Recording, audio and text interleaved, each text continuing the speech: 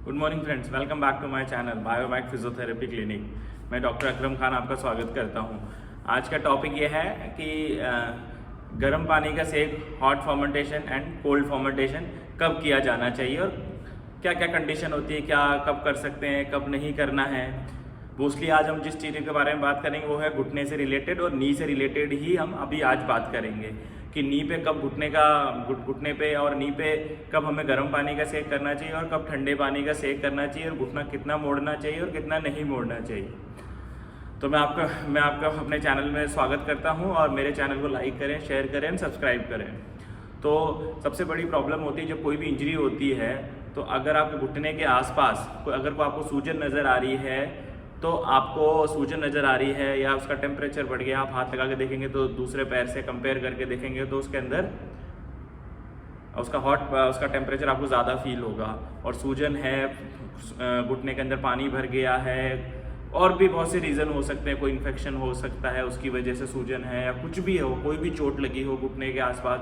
Old age related patient जो होते हैं जिनके घुटने में दर्द रहता है और सूजन भी रहती है, और स्पोर्ट्समैन है, एथलीट है, साइकिलिस्ट है, जो भी है जिसको घुटने के आसपास अगर कोई भी किसी भी कारण की वजह से अगर सिर्फ दर्द है, दर्द के साथ साथ आपको सूजन या स्वेलिंग भी नज़र आ रही है, तो हमें क्या करना चाहिए और क्या नहीं करना चाहिए। तो अगर घुटने के आसपास अगर सूजन है, स्वेलिंग है, तो आपको इनिशियली 72 आवर्स या 80 आवर्स तक आपको सिर्फ कोल्ड पैक ही, आइस पैक ही अप्लाई करना पड़ता है। मोस्टली केसेस में जब नी रिप्लेसमेंट होता है या नी की कोई सर्जरी होती है तो ऑर्थोपेडिशियन डॉक्टर भी आपको एडवाइस आइस पैक ही करते हैं कि आइस पैक से सूजन कम होती है। अब ऐसा क्या होता है कि आइस पैक से सूजन कम होती है, तो आइस पैक जब आपको स्वेलिंग होती है तो बॉडी का टेम्परेचर रेज हो जाता है, ब्लड का फ्लो टुवर्ड्स द इंजरी, जहाँ पे चोट लगी वहाँ बढ़ जाता है और फ्लूइड वहाँ आके इकट्ठा होने लग जाता है। तो वेजो डायलेटेशन हो जाता है, जो हमारी वेसल्स हैं वो डायलेट हो जाती है और ब्लड का फ्लो टुवर्ड्स द इंजरी बढ़ जाता है। तो उसको कम करने के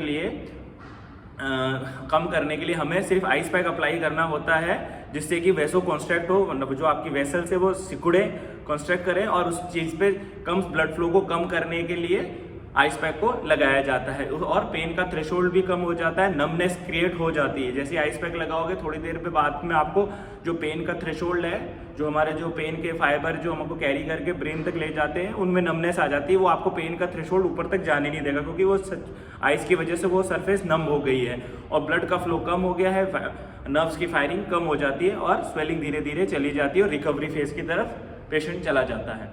अगर आप हॉट पैक अप्लाई कर देंगे, हॉट पैक अप्लाई करने के बाद क्या होगा कि ब्लड का फ्लो टुवर्ड्स द इंजरी या जो इम्पैक्ट साइड है वहाँ बढ़ जाएगा और सूजन और बढ़ जाएगी। तो इसलिए हम अवॉइड करते हैं हॉट पैक लगाना with in 72 hours after the injury.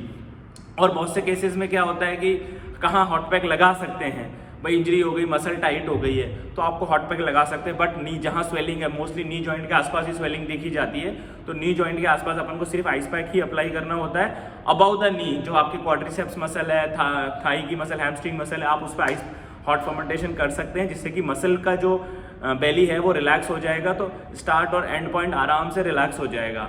ज़रूरी नहीं है कि उस इम्पैक्ट एरिया पे आप हॉट पैक लगाएं। अगर हॉट पैक लगाने के बहुत से अदर रीज़न, अगर आपके स्वेलिंग नहीं है घुटने पे, तो आप हॉट पैक लगा सकते हैं, जिससे कि आपके सॉफ्ट टिश्यू है, लिगामेंट है, बर्सा है, मेनिस्कस है, वो सब रिलैक्स हो जाएगी, क्योंकि ब्लड फ्लो बढ़ जाएगा वहाँ पे, तो न्यूट्रिशन वैल्यू बढ़ जाएगी, तो मसल रिलैक्स ऑटोमेटिकली हो जाती है। तो हमें ये ध्यान रखना है कि न्यूट्रिशन वैल्यू का प्रोवाइड करानी है या स्वेलिंग कम करानी है। तो इन दोनों के बीच में अगर आपको पेशेंट को एग्जामिनेशन और ऑब्जर्वेशन पे ध्यान देना है कि उसको स्वेलिंग है तो हॉट पैक नहीं लगाना है, अगर स्वेलिंग नहीं है तो आप लगा सकते हैं, क्योंकि मसल को डायलेटेशन, वेसल्स का डायलेटेशन और कॉन्स्ट्रक्शन को अपन को फोकस करके चलना होता है। इसी तरीके से अगर नी रिप्लेसमेंट भी होता है तो उसके बाद हम कंटिन्यूसली पेशेंट को कमांड करते हैं कि हॉट पैक लगाएं, कोल्ड पैक लगाएं, जिससे कि स्वेलिंग कम हो और पेन का थ्रेशोल्ड कम हो, कम से कम मेडिकेशन वो इनटेक करें और नी की मोबिलिटी बढ़े। और भी बहुत से रीज़न हो सकते हैं हॉट पैक और कोल्ड पैक में। अगर आपको हॉट पैक और कोल्ड पैक से रिलेटेड कि क्या लगाना चाहिए और क्या नहीं लगाना चाहिए आफ्टर इंजरी, तो आप मुझे कमेंट करके सवाल पूछ सकते हैं, मैं उसका रिप्लाई ज़रूर करूँगा। कोल्ड पैक सबसे ईजी वे है टू रिकवर द मसल। कोई भी स्पोर्ट्स इंजरी होती है तो हम लोग क्या करते हैं, एक प्रोटोकॉल होता है rise, rest, ice, compression, elevation.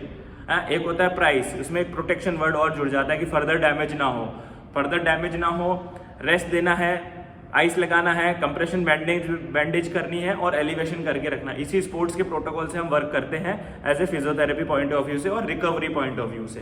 तो होप, मैं आशा करता हूँ आपको हॉट एंड कोल्ड में डिफरेंस समझ में आ गया होगा कि कब हॉट लगाना है, कब कोल्ड लगाना। इवन ऐसा नहीं कि नी पे, अराउंड बॉडी के अराउंड कहीं पर भी इंजरी हो, कहीं पर भी इंजरी हो, शोल्डर हुआ, एल्बो हुआ, एंकल हुआ, बैक हुआ, अगर आपको लगता है कि सूजन है, इन्फ्लेमेशन है, टेम्परेचर बढ़ा हुआ है बॉडी का, आप go for the ice pack. अगर आइस पैक लगाएंगे रिकवरी जल्दी आएगी, सूजन भी कम होगी, मूवमेंट भी जल्दी आएगा, पेन भी का थ्रेशोल्ड भी कम हो जाएगा और कम से कम मेडिकेशन लेनी पड़ेगी। अगर आपने हॉट पैक लगा दिया सूजन के साथ में, अगले दिन सूजन और बढ़ जाएगी, स्वेलिंग और बढ़ जाएगी, क्योंकि आपने ब्लड फ्लो को बढ़ा दिया है और पेन का थ्रेशोल्ड भी बढ़ जाएगा कि जो फायरिंग होती है नर्व्स की, जो ए डेल्टा सी फाइबर जो कैरी करके अपन को ब्रेन तक इंपल्स पहुंचाते हैं, उनकी फायरिंग और बढ़ जाएगी, तो हो सकता है आपका पेन भी बढ़ जाए। तो इसी तरह मैं अपने वीडियो को यहीं पे फिनिश करता हूं और हॉट एंड कोल्ड से रिलेटेड कोई भी सवाल हो, किसी भी इंजरी को लेके आप मुझे कमेंट करके पूछ सकते हैं, मैं उसका रिप्लाई जरूर करूंगा। थैंक्स फॉर वॉचिंग मी, और मेरे चैनल को शेयर करें, लाइक करें एंड सब्सक्राइब करें। Thanks for watching me.